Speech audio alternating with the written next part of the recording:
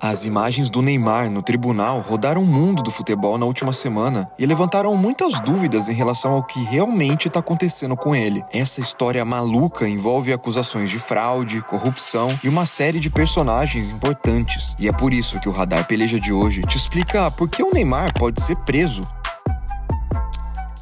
Com 21 anos de idade, o Neymar já tinha dominado a América do Sul e dado todos os sinais de que seria um grande craque do futebol mundial. Cobiçado por clubes europeus desde muito novo, todo mundo queria saber onde ele ia escolher jogar. Depois de muitas negociações, o Neymar fechou com o Barcelona, numa das transferências mais polêmicas da história do futebol. Logo de cara, os valores divulgados causaram confusão na imprensa e entre os torcedores. O valor oficial pago para o Santos em 2013 foi de 17,1 milhões de euros, mas o Barcelona divulgou que o valor total na negociação tinha sido de 57 milhões de euros, com o restante da grana estando ligada a outros acordos. Os 40 milhões adicionais teriam ido para a empresa NN Consultoria, fundada pelos pais do Neymar para gerenciar a carreira dele. Na Espanha, a forma com que a negociação foi conduzida, além dos valores esquisitos e mal explicados, levantaram questionamentos sobre possíveis fraudes no processo. No final de 2013, um sócio do Barcelona denunciou o presidente do clube, Sandro Rosell, por um suposto caso de corrupção e desvio de verbas na transferência do Neymar. A denúncia foi parar no Ministério Público da Espanha,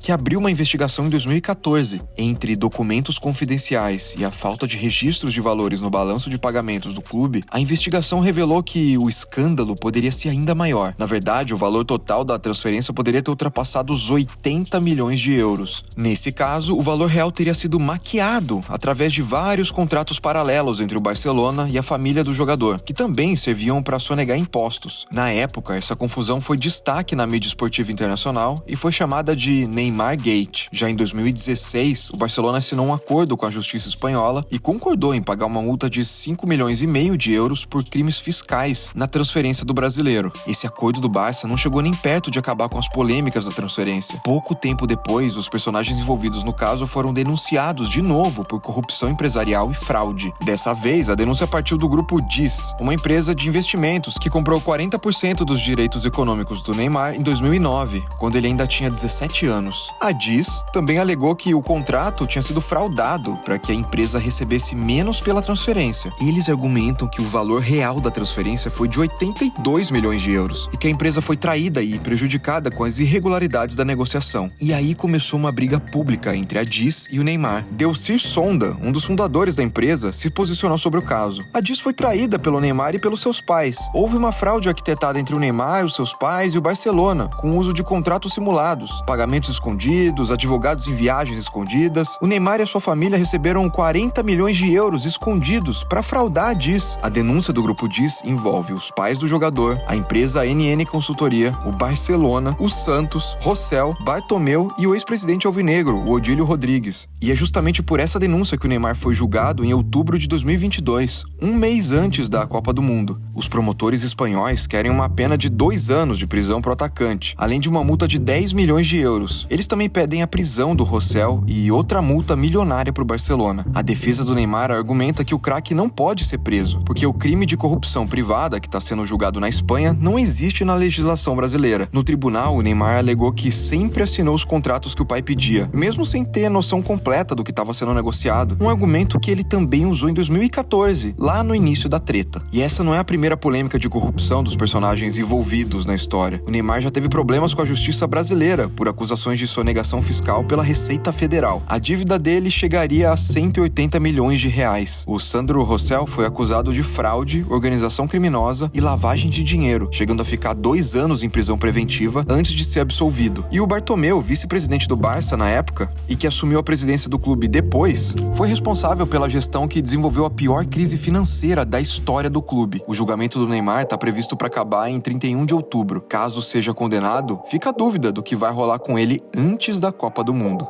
Comenta aí embaixo, deixa o seu like, se inscreva no Peleja e até o próximo Radar.